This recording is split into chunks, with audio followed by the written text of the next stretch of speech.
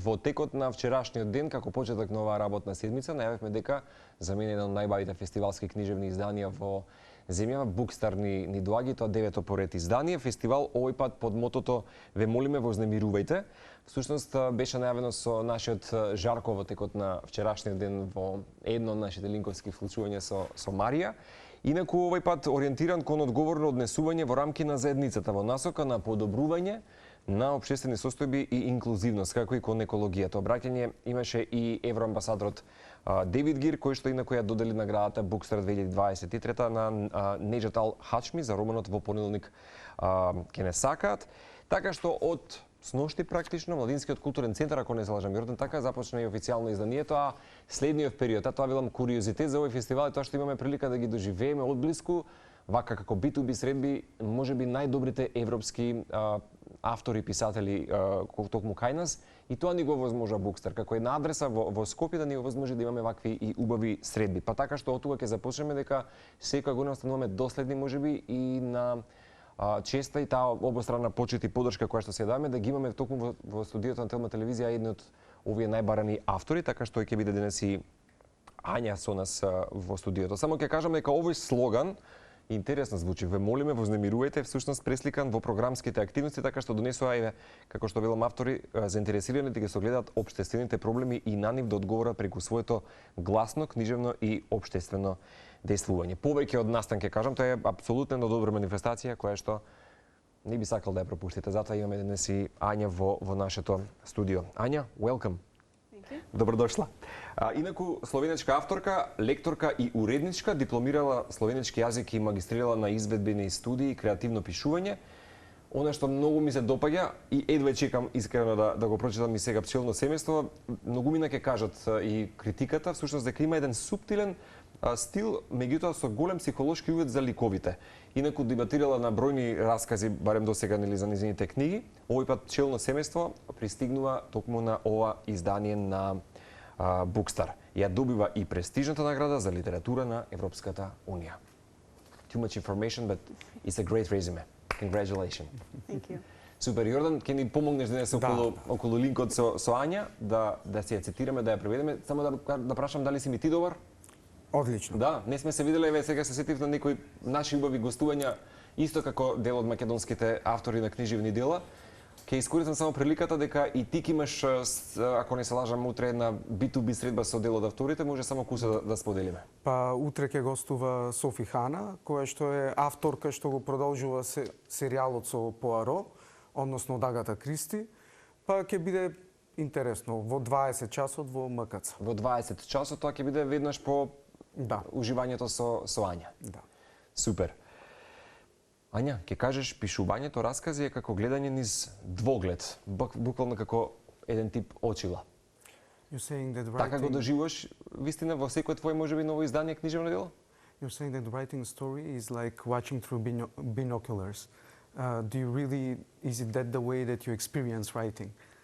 You want the focus? Yes, this was actually the question where they asked me about the difference between writing short stories and novels. Че ова е прашањето кое што се однесува на разликата помеѓу пишување кратки раскази и романи. And when you are writing a novel, for example, of course you are writing about the whole world. You are building the world and all the lives of your characters. Че кога пишувате роман, тогаш го градите светот, ги градите животите на вашите ликови. On the other hand, when you are writing a short story, you get the possibility to focus on the details of this world or the lives of your characters. Кога пишувате па краток расказ, се фокусирате на еден точен аспект од животот на вашите ликови. And when I write short stories, for example, when I wrote this collection, Bee Family, the feeling was like, like if I'm watching through binocular, and I see only those details that are the key elements for the specific story.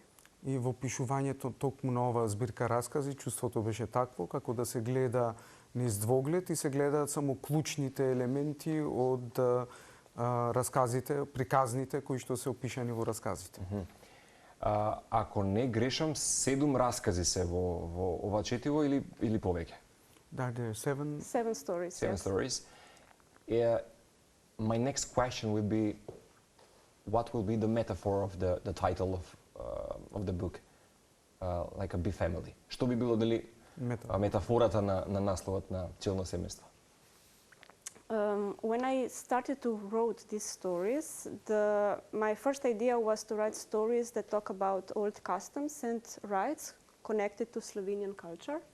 Кога за прв пат почна да пишувам збирката раскази, идејата беше да се фокусирам на традиција обичаи од Словенија. And only when all these 7 stories were finished, I found out that each one of these stories, in one way or the other, talk also about the family.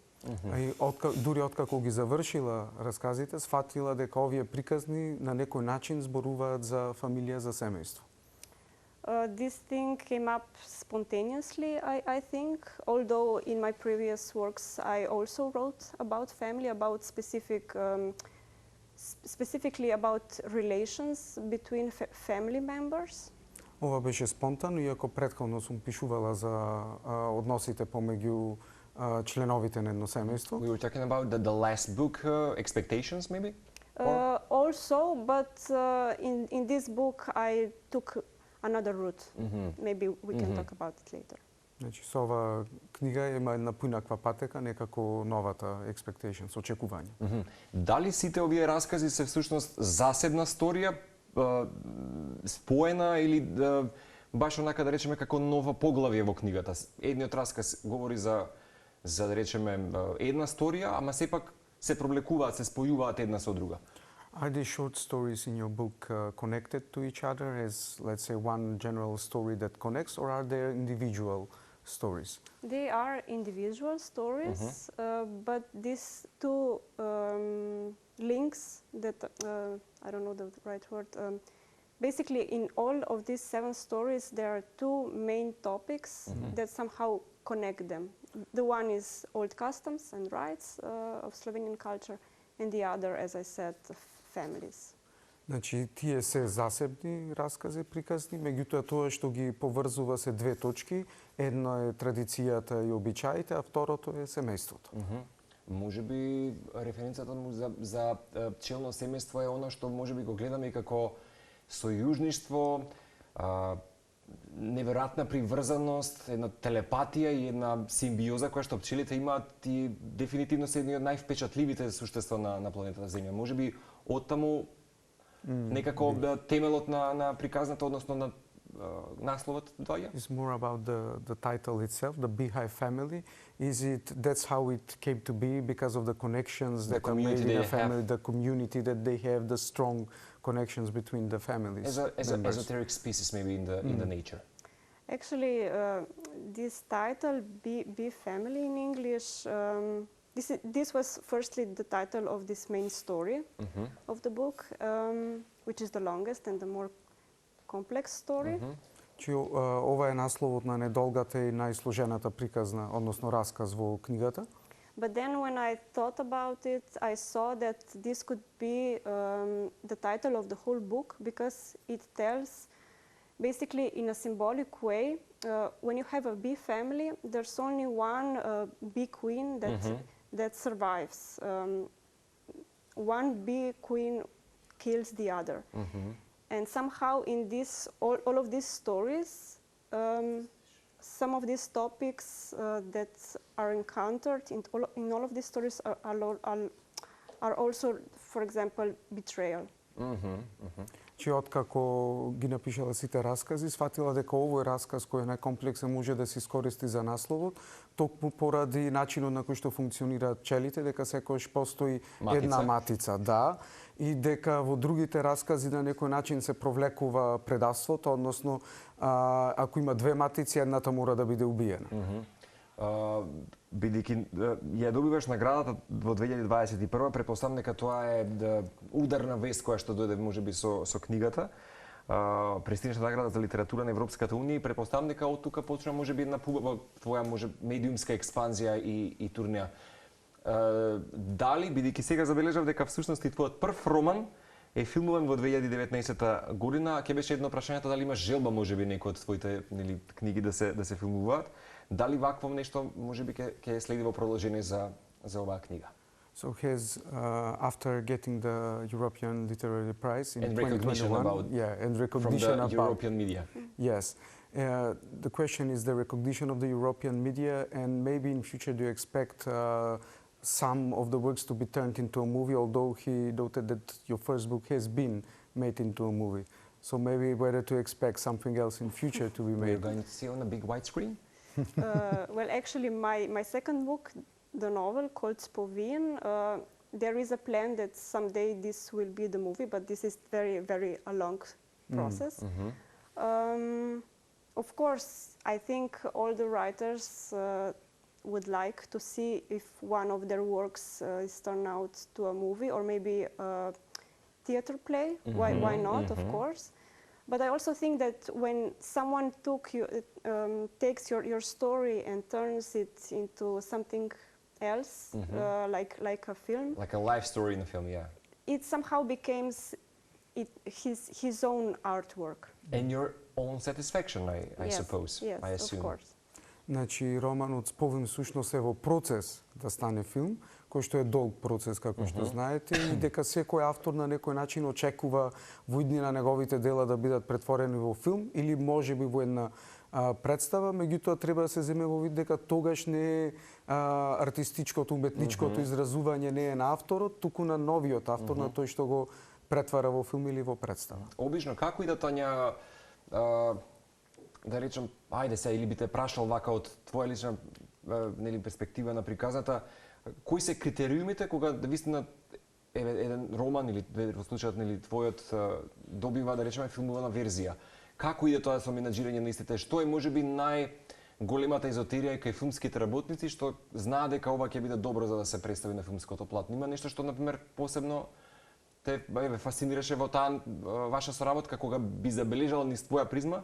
Што беше тоа што ги фасцинираше, можеби и сака ова, рековме ќе биде на големата филмска платна. Зборам за романот кој што беше филмуван. So from your point of view, what was the main reason that your movie got selected, and what are the criteria, and how does the collaboration works? Actually, right now there isn't any collaboration because the director who should film this movie is occupied with other projects. Че во моментов не е почнато и ради тоа нема соработка, затоа што режисерот работи на други проекти. But he, in the beginning, told me that he likes to work on his own and that he doesn't like to collaborate with writers. Че отворено си кажал дека сака сам да работи и да не соработува со писателите. As I said before, when you take a story, for example, that it's written and you make a movie out of it, it becomes another work of art. But he said to me that he really likes the story and that he sees the possibilities to turn this novel into a good movie. Yes.